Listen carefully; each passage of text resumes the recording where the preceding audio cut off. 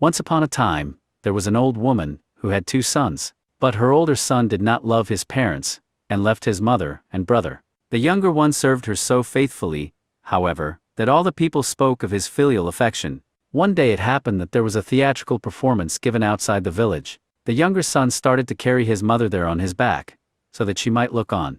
But there was a ravine before the village, and he slipped and fell down in the middle of it. And his mother was killed by the rolling stones, and her blood and flesh were sprinkled about everywhere.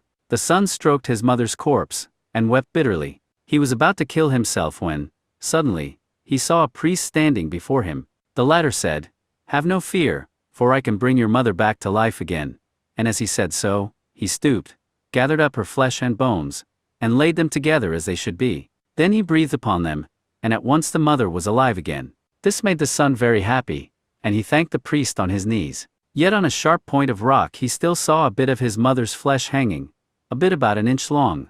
"That should not be left hanging there either," said he, and hid it in his breast. "In truth, you love your mother as a son should," said the priest. Then he bade the son give him the bit of flesh, kneaded a manikin out of it, breathed upon it, and in a minute there it stood, a really fine-looking little boy. "His name is Small Prophet," said he, turning to the son, "and you may call him brother. You are poor and have not the wherewithal with which to nourish your mother. If you need something, Small Prophet can't get it for you."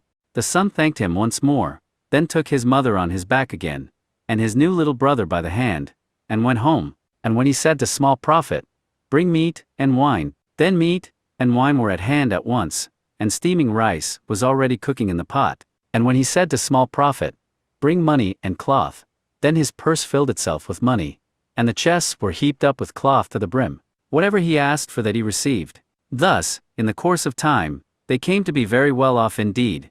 But his older brother envied him greatly, and when there was another theatrical performance in the village, he took his mother on his back by force, and went to it. And when he reached the ravine, he slipped purposely, and let his mother fall into the depths, only intent to see that she really was shattered into fragments. And sure enough his mother had such a bad fall that her limbs and trunk were strewn around in all directions. He then climbed down, took his mother's head in his hands, and pretended to weep, and at once the priest was on hand again, and said, "I can wake the dead to life again, and surround white bones with flesh and blood."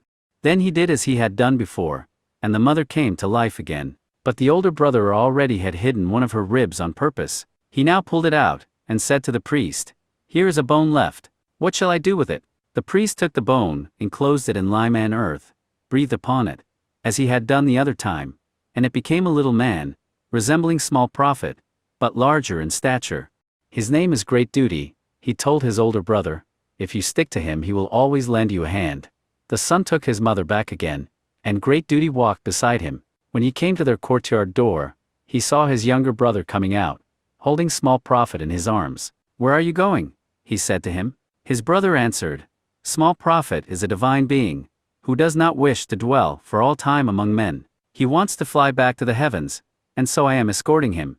Give Small Prophet to me. Don't let him get away," cried the older brother. Yet before he had ended his speech, Small Prophet was rising in the air. The older brother then quickly let his mother drop on the ground, and stretched out his hand to catch Small Prophet.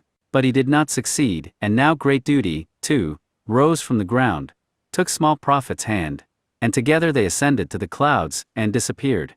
Then the older brother stamped on the ground, and said with a sigh, "Alas, I have lost my Great Duty, because I was too greedy for that Small Prophet." Note: in China usually on festive days, or because of some religious celebration, a provisional stage is erected before the village or temple, and a play given. Permanent theaters are to be found only in the large cities.